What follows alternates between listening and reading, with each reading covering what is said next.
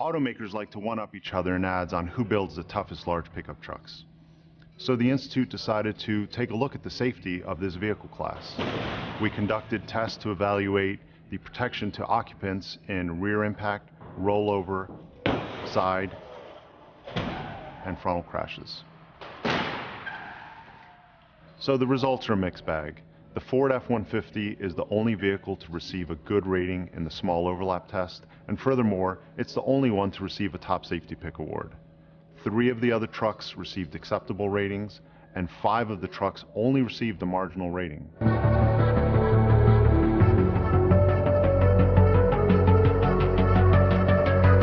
This is the Ford Escort, a long-running favorite of American car buyers. Its sister car is the Mercury Tracer. There's more dashboard movement than we'd like to see. The right knee has hit the dashboard, and once again, the safety space at the driver's feet has been driven back. And there was an indication of a significant injury to the right leg of the dummy in this car. Significant meaning what? A fracture, possibly even a multiple fracture of the leg.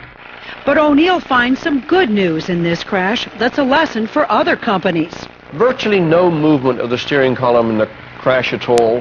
That meant that the dummy movement was very well controlled by the airbag and the seatbelt system. Good upper body protection. But because of the leg injuries, the Institute doesn't give the Ford Escort its highest rating either, but still calls it acceptable. The Institute gives 3 other cars, the Hyundai Elantra, Mazda Protege, and Nissan Sentra, the same acceptable rating. In fact, none of the small cars you've seen has gotten a good rating.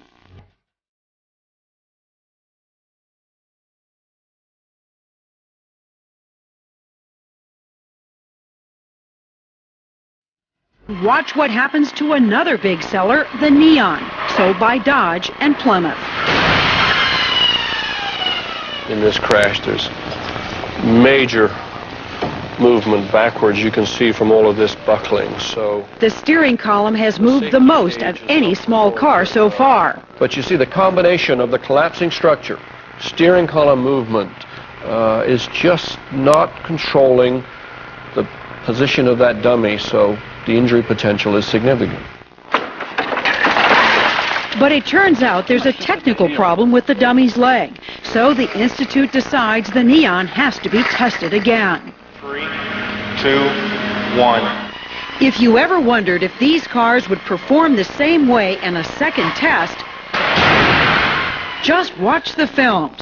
Test 1 on top, test 2 below. The repeatability of the deformation, despite collapsing and buckling and bending of structure, is very amazing.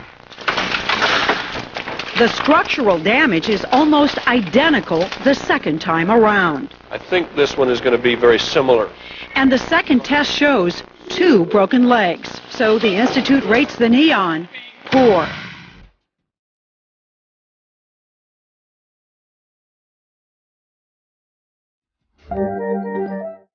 That's the Insurance Institute for Highway Safety's front crash of the Chevrolet Cavalier. The passenger compartment is compromised on impact, and the dummy's movement is not well controlled.